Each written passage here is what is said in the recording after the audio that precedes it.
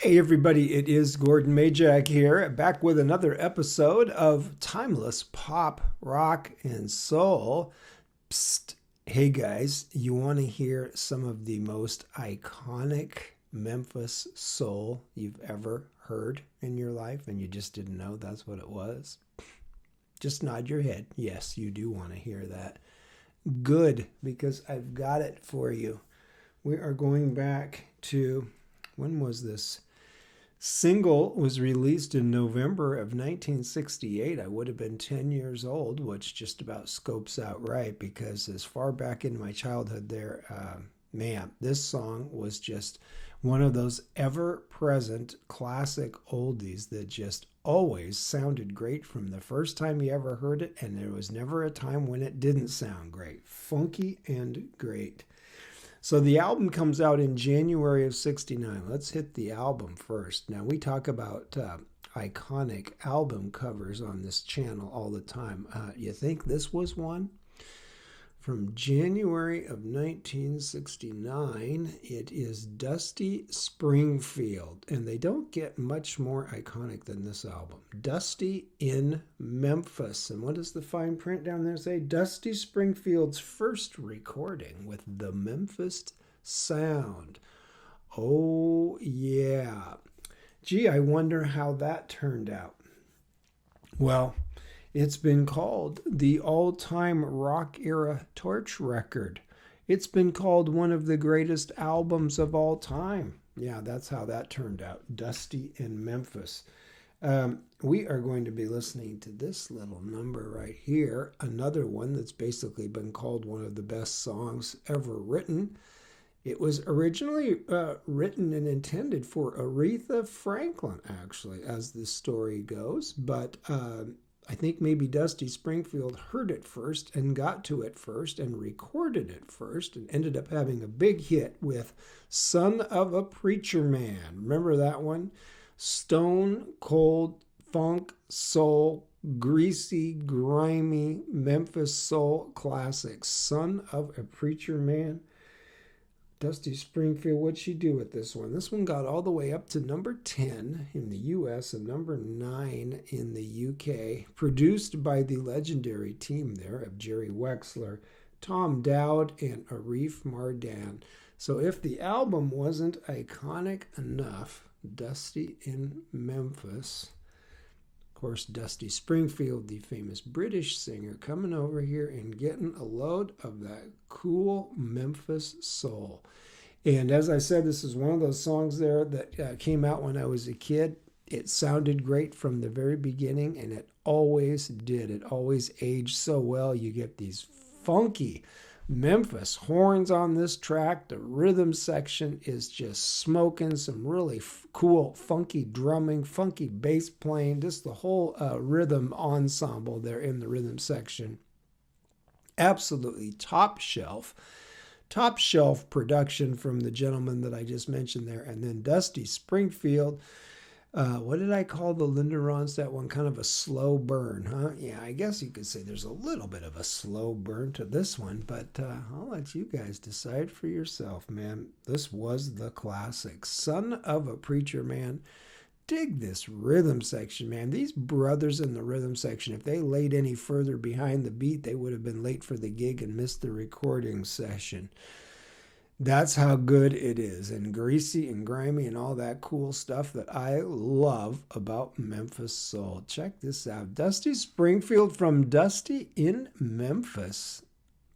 Only boy who could ever reach her. You know who he was.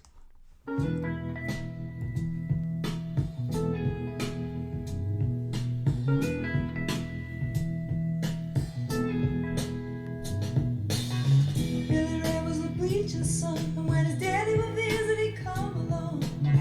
When they gathered around and started talking, Cousin Billy would take me walking out through the backyard. We go walking. Then he looked into my eyes. Lord knows to my surprise, the only one who could ever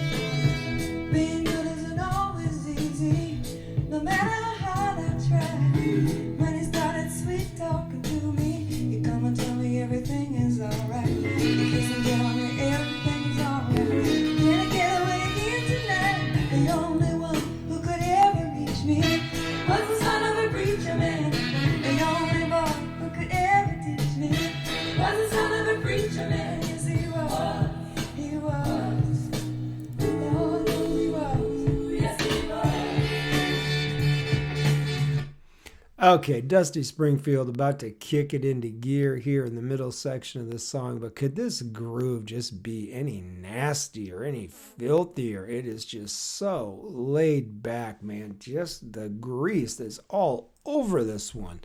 The incredible Memphis soul rhythm section, man. These guys, so melodic and so funky. This thing just, Dusty's in there going, okay, here we go. Let's do this. How will I remember the look was in his eyes, stealing kisses from me on the side, taking time to make time, telling me that he's all mine, learning from each other's knowing, looking to see how much we've grown, and the only one who could ever reach me was the son of a preacher man.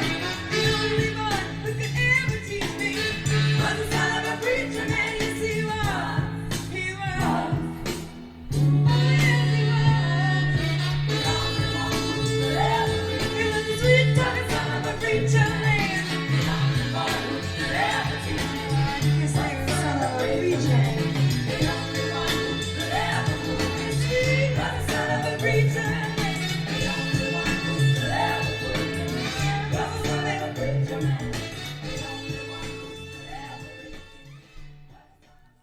I mean, there's so much insane, ridiculous stuff going on in this one. I don't even know what to talk about first. But how about let's just go ahead and shout out the great Tommy Cogbill on bass there, just going off at the end as if his whole song, his whole performance on the song wasn't just filthy enough. He gives us a nice little run there at the end. And then you got those Memphis horns, man. And what a cool arrangement. What a cool feature in the arrangement where you got that back line of those punchy Memphis horns just punching it out. And then the front line of the background vocals there with the sweet inspirations. And then, of course, she can play off of that. Dusty Springfield can play off of the background vocals and the horns in that three-way. Unbelievable, man. The Memphis soul sound alive and well there in late 1968 and going into January of 69. A huge hit, top 10 hit for Dusty Springfield. That iconic album, as I said, so much good stuff on there, huh? Dusty in Memphis. Oh yeah, it was only one of the greatest albums of all time, producing one of the greatest singles of all time, right? And you get the picture. Dusty Springfield. Wow. Quite the team behind her there with the musicians, but you got to hand it to Dusty, man. She worked that one all the way to the end. Son of a Preacher Man, always loved that one back there in my childhood. I must have been, 10 years old, 10 going on 11. But that record, that one always worked from the start. Dusty Springfield, Son of a Preacher Man. We are coming back with some more groovy stuff tomorrow, friends. I'm still working on it, but I think I know where we're going, and I know you're going to love it. See you soon.